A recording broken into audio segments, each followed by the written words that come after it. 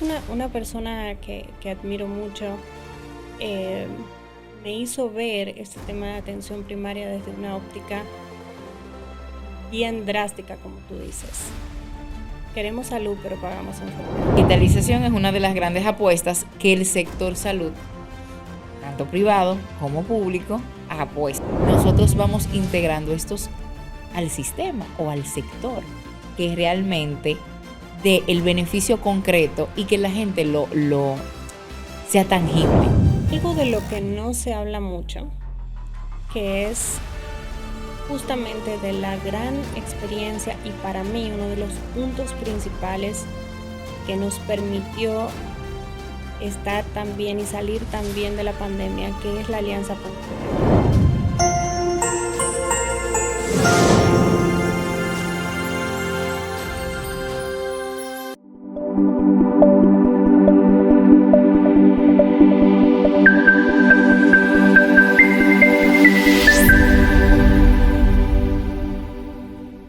Hola a todos, bienvenidos a Gestionando Salud Podcast en este episodio especial donde estaremos hablando directamente de lo que es salud pública puro y duro.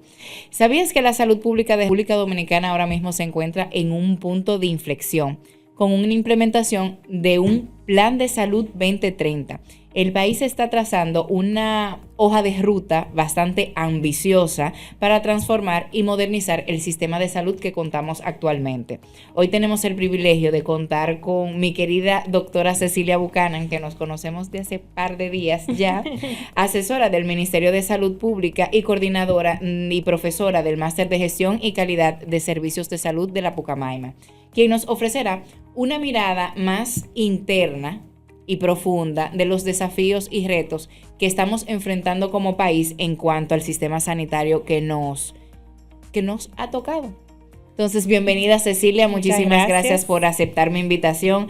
Ha sido un muy retador podernos coordinar el tema de estar en este episodio, donde me gusta y me llama mucho la atención porque exploraremos los puntos álgidos de lo que significa una planificación y sobre todo donde nos vas a llevar los insights y perspectivas que desde el Ministerio de Salud Pública tienen para proyectarlo a los ciudadanos.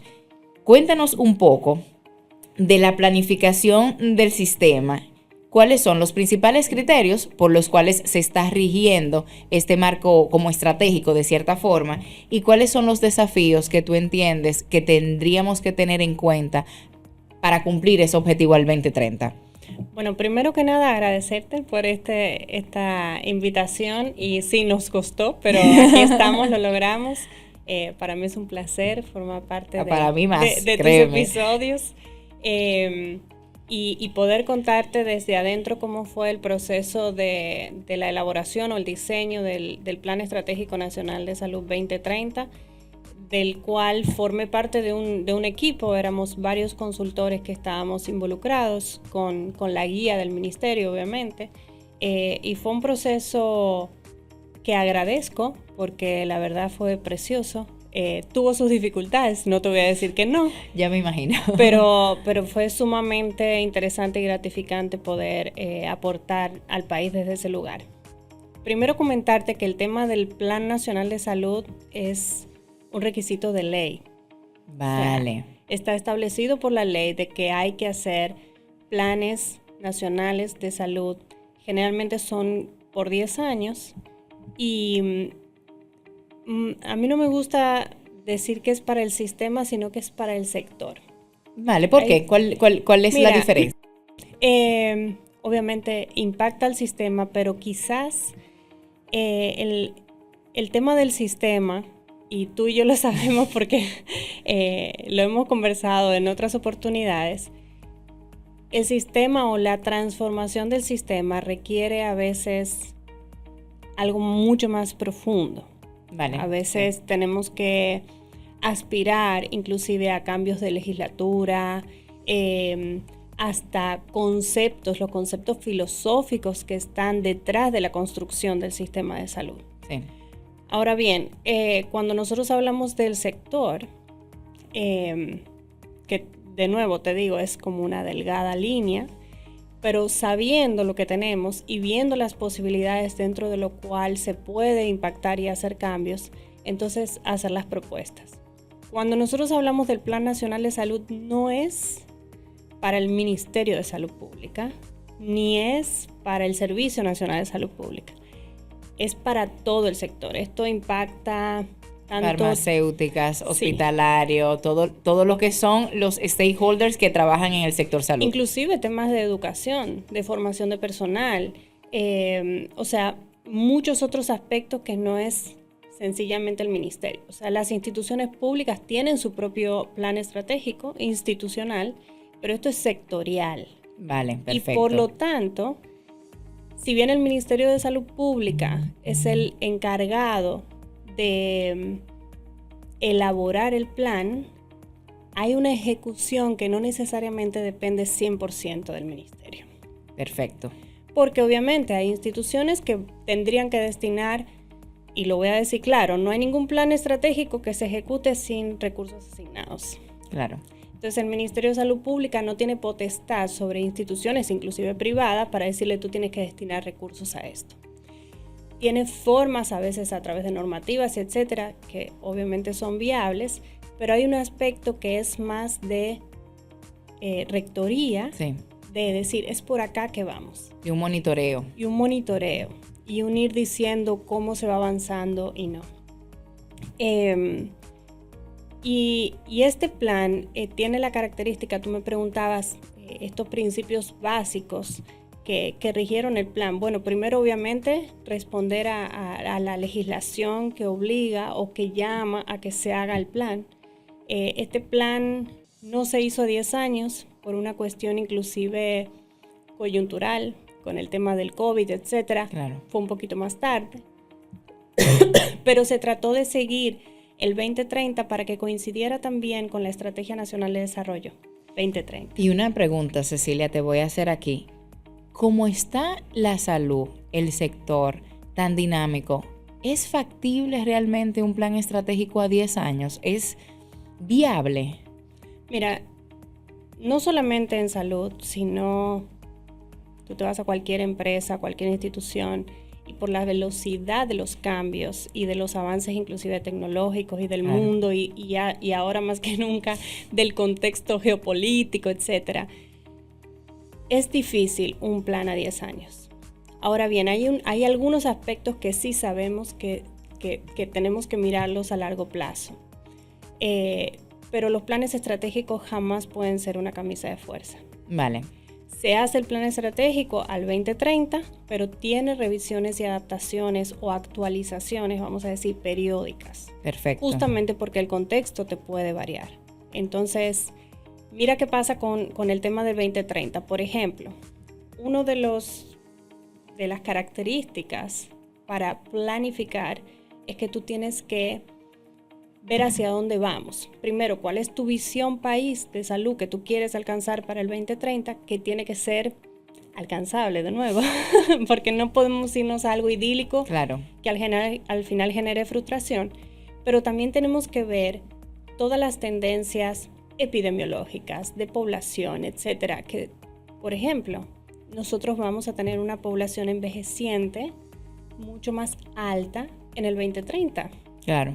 Si yo no planifico y no veo eso, yo no voy a tener geriatras que los atiendan. O no voy a tener servicios que le permitan una calidad de vida digna. Correcto. Entonces, hay que mirar a largo plazo, aunque en el camino podemos ir haciendo actualizaciones que nos permitan adaptarlo. Ese plan, básicamente, uno de los elementos que me llamó más la atención, porque realmente es uno de los dolores de cabeza de cualquier sector salud en cualquier país, es el tema del acceso. Uh-huh. La equidad del acceso a la salud, de verdad que es un tema crucial. Y aquí sabemos las limitantes que tenemos, tanto del sector privado como el sector público. O sea, no es un secreto para nadie. Entonces, ¿qué estrategias en específico están visualizando para que esa accesibilidad sea más equitativa y que el impacto de las acciones realmente lleguen a ejercerse sobre esa población que realmente necesita la salud? Mira, para eso tengo que ir de nuevo un pasito para atrás a decirte que el plan está basado en un tema de derechos, o sea, de la salud como derecho. Ok. Y eso hace una gran diferencia porque cuando la salud es un derecho, el Estado tiene la responsabilidad de que sea garantizado. ¿Cómo? A través de diferentes mecanismos, no necesariamente dándolo gratis, como muchas veces es lo que entendemos, sino facilitando algunos aspectos normativos o de seguridad social, porque ahí mezclamos un poco los dos sistemas, para que las personas puedan acceder a los servicios de salud. Ahora bien, si nos vamos otro pasito para atrás, fíjate también que cuando hablamos de salud tendemos a pensar que el acceso es a los servicios y no a la salud. No al tema de prevención, cuidado, previo a llegar. Al tipo de alimentación. Claro. A dónde viven las personas, cómo se transportan, cómo trabajan, los niños en las escuelas, qué les damos en el almuerzo escolar, al tema de consumo de sustancias, de prevención de accidentes de tránsito. Full educación. Full educación y full también medidas preventivas, porque en muchos países va acompañado, y de hecho así es como se debe hacer. Yo te educo y después te pongo la norma con régimen de consecuencias, ¿verdad? Claro. Entonces, primero es acceder a la salud como tal. Y después, en caso de que la pierdas, que accedas a los servicios. Perfectamente. Entonces, ahí la principal estrategia es fortalecer la atención primaria.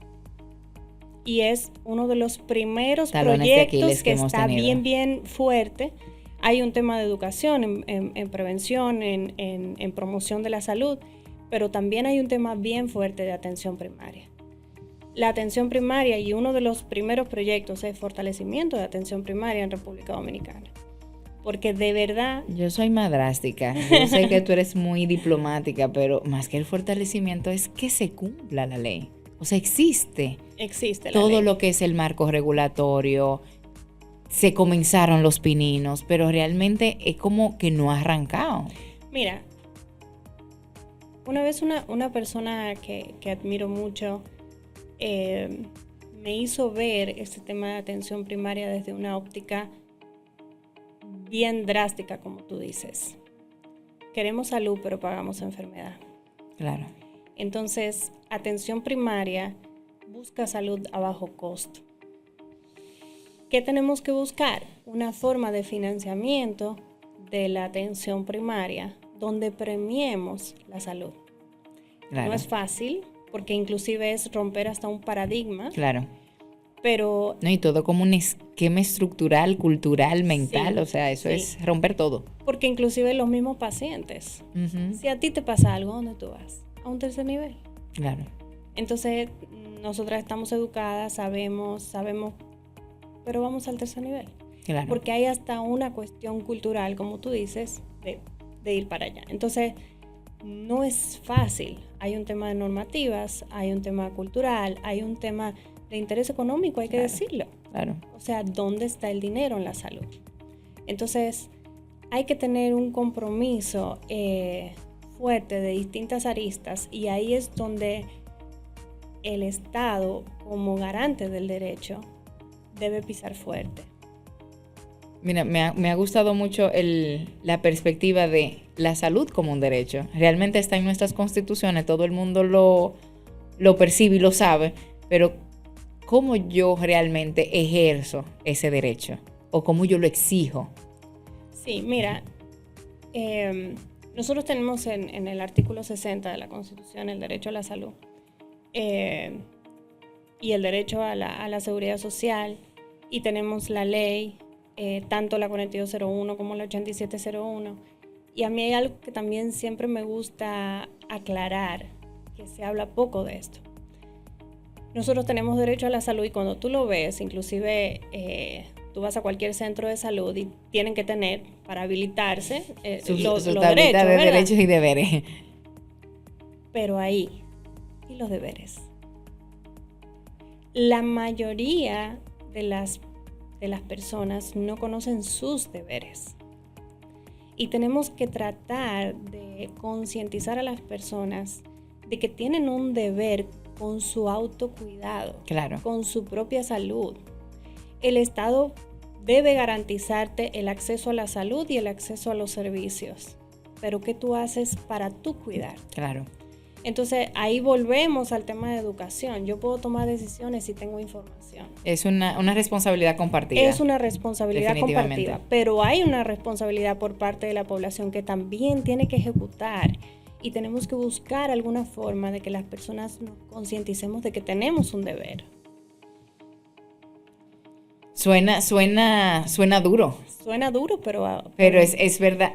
Bueno, y mi mamá siempre lo dice, es que todo es culpa del gobierno en este país, todo es culpa del gobierno. Claro, machacamos mucho el Estado y nuestras entidades gubernamentales, pero muy poco pensamos que yo estoy haciendo diferente para que esa entidad se robustezca y realmente yo pueda exigir lo que a ellos le toca.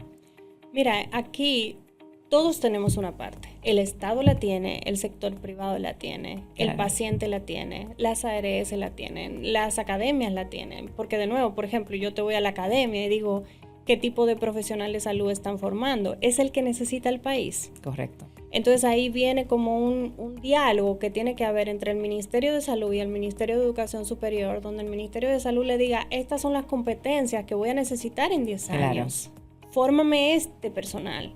Fórmame esta cantidad de geriatras, de pediatras, de... Y es una crítica que ha estado por años. Estamos muy divorciados, cada ministerio, no de este gobierno. Yo creo que esto ha sido generalizado por todos.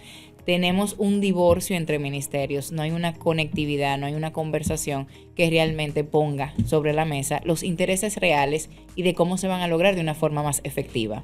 Y tratar de agilizar los mecanismos de cambio dentro del Estado también, porque a veces perdemos el sentido de urgencia. Uh-huh.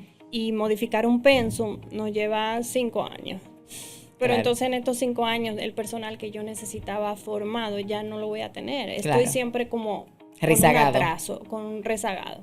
Y ni hablar ahora que la inteligencia artificial, que la tecnología... Y vamos para allá. Y los estudiantes van más rápido que los profesores. Correcto. Entonces, hay que meterle velocidad.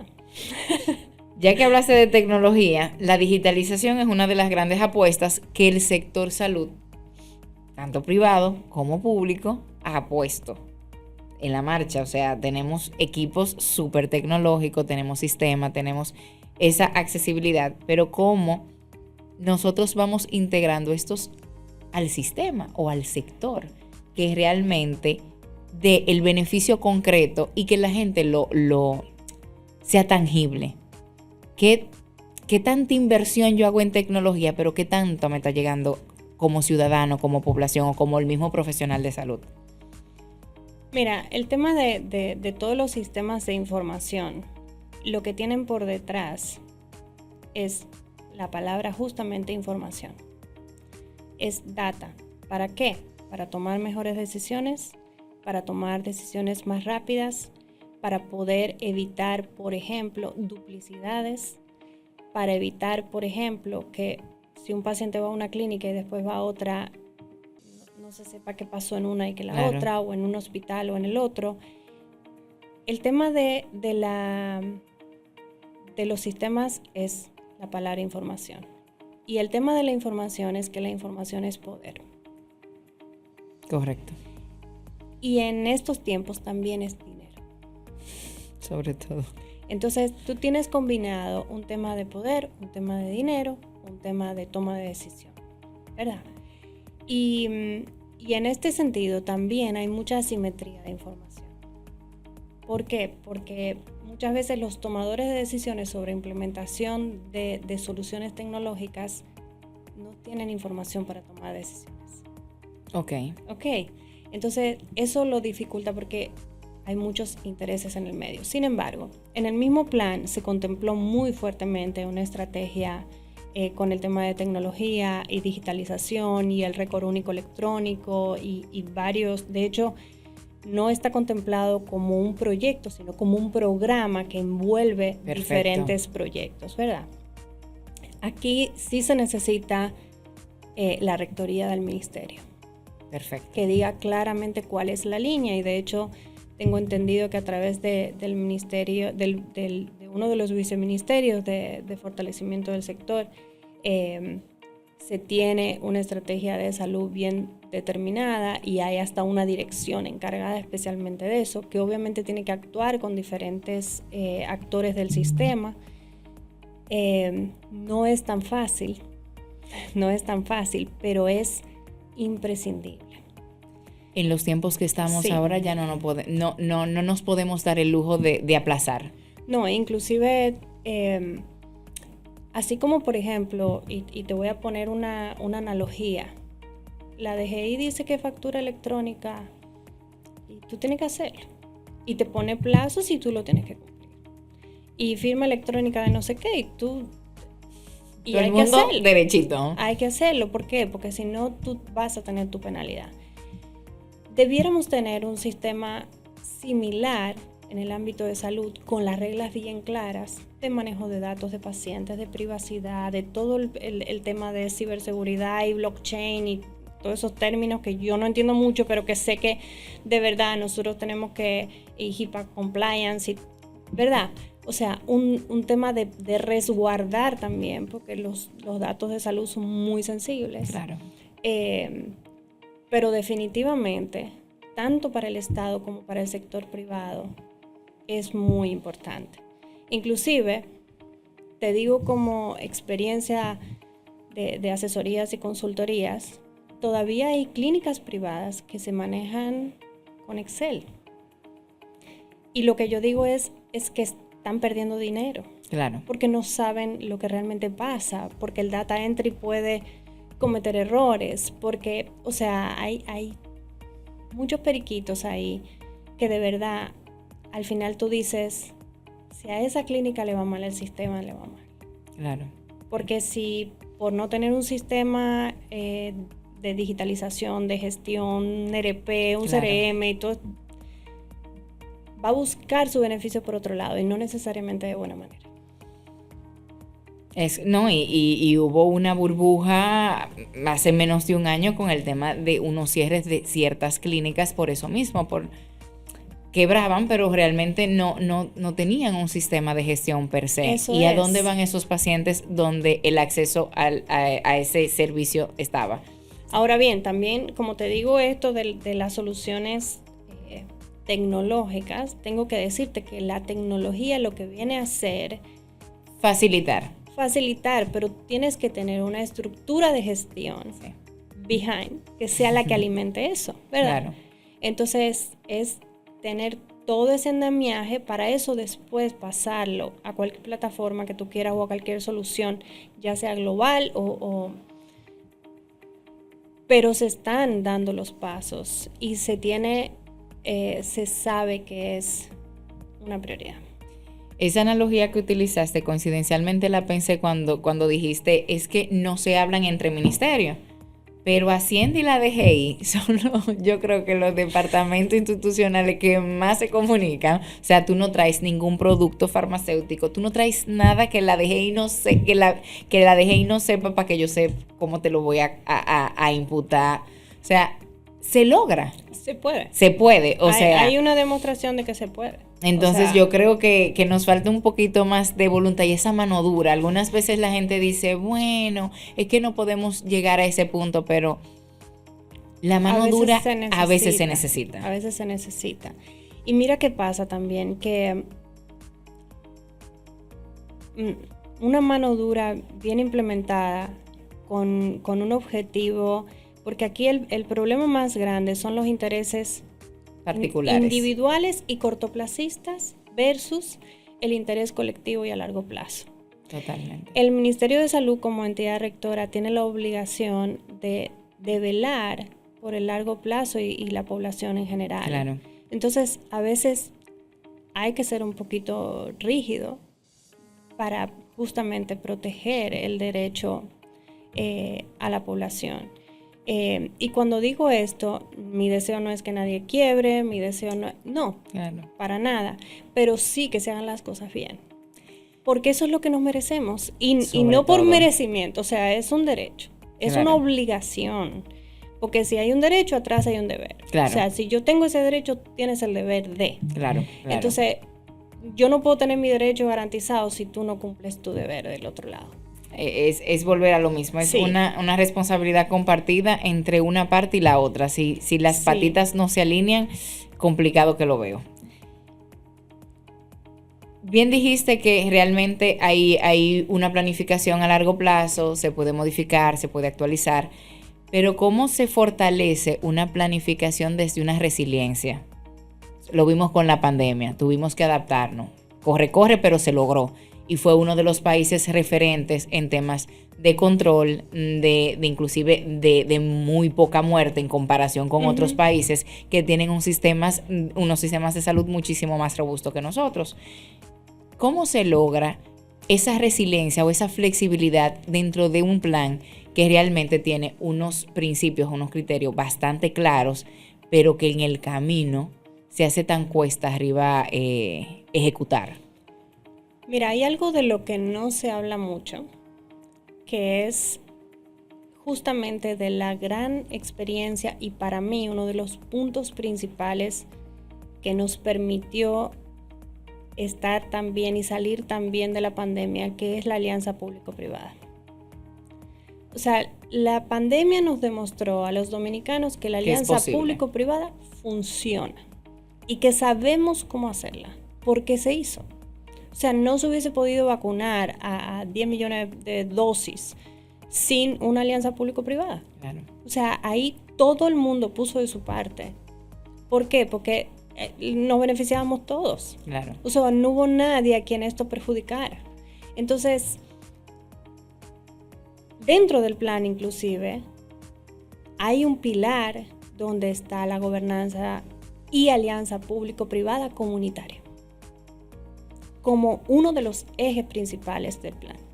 Y cuando tú me hablas, por ejemplo, de resiliencia, obviamente hay un fortalecimiento de la rectoría, hay un fortalecimiento de las capacidades técnicas, porque sí, hay que decirlo. O sea, hay que decirlo que el ministerio de ahora no es el de hace 5 años atrás. No, y no va a ser el de 5 años en adelante. Correcto. O sea, porque creo que no solamente el ministerio, sino la población en general nos hemos dado cuenta que se necesitan las competencias técnicas para en situaciones de crisis salir adelante, inclusive para evitarlas. Sí. Porque una pandemia es algo drástico que en ese momento no teníamos forma de evitar.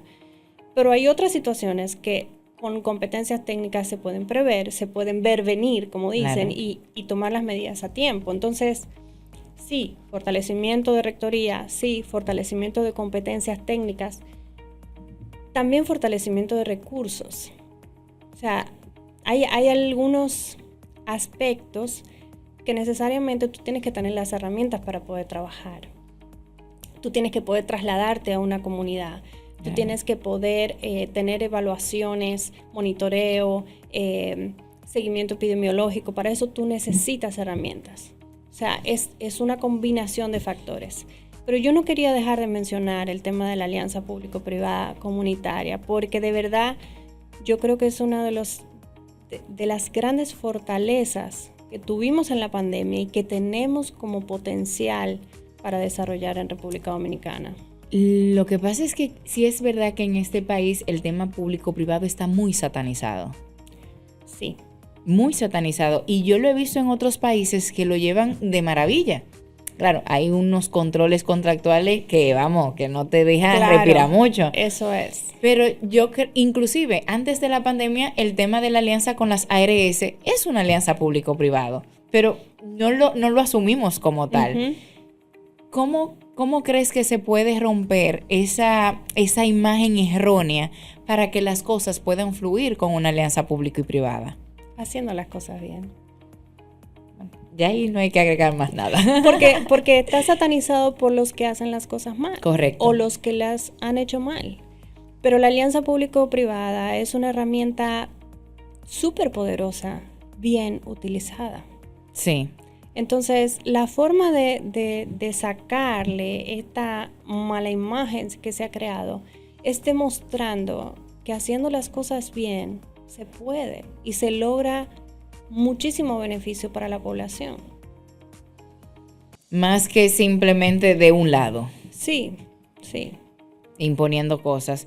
Cecilia, ¿con qué tú quieres que los espectadores se queden de todo lo que hemos conversado, que ha sido súper interesante y que yo, vamos, me llevo todos los inputs del mundo? ¿Con qué tú quieres que la gente realmente se quede de todo lo que hemos conversado? Mira, a mí me gustaría reforzar el hecho de la salud es un derecho, pero también cualquiera que me escuche, que lo tome de manera personal, es mi derecho, pero también es mi obligación. Y en mi caso como mamá es mi obligación con mi familia. Claro. O sea, yo todavía tengo el poder de decidir qué mis hijos comen, cómo duermen, etcétera. O sea, hay una responsabilidad. No siempre podemos tomar las mejores decisiones, pero tenemos que intentarlo. Sí, también el tema de que debemos priorizar la educación de la población, porque con una población más informada y educada va a tomar mejores decisiones. Correcto. También que yo defiendo mucho la planificación, o sea, no improvisar. Yo defiendo la planificación con la flexibilidad. Claro. De poder improvisar si fuese necesario. Perfecto. Okay. Claro, no es lo mismo. No es lo mismo. O sea, pero sí saber a dónde voy, qué tengo que hacer para llegar ahí. Si en el camino se cortó la carretera, busco una vía alternativa. Pero mientras tanto mi norte lo tengo bien claro. Eso es lo que no puede cambiar. Y como último, este tema de que sector público y privado no deben ser enemigos, sino aliados. Y que se pueden lograr cosas súper poderosas si se trabaja juntos, pero sobre todo bien. Y lo demostramos en la pandemia. Muchísimas gracias, Cecilia. Yo creo que a esta conclusión no hay nada que agregarle. El tema de la educación se ratifica en muchísimos episodios que hemos hecho. El tema de la concientización, tanto a los pacientes como a los mismos que formamos parte del sector. Y yo creo que parte de lo bonito de este episodio es eso, poder concientizar a la gente de que se está haciendo un trabajo muy bonito, de que tienen pilares muy importantes y que la salud es un derecho, pero todo el mundo tiene un granito de arena que aportar en el sector. Es decir, que mil gracias, Cecilia, por tu tiempo. Ha sido súper edificador. Y gracias a ustedes por contactarnos y siempre ver Gestionando Salud Podcast. Hasta una próxima.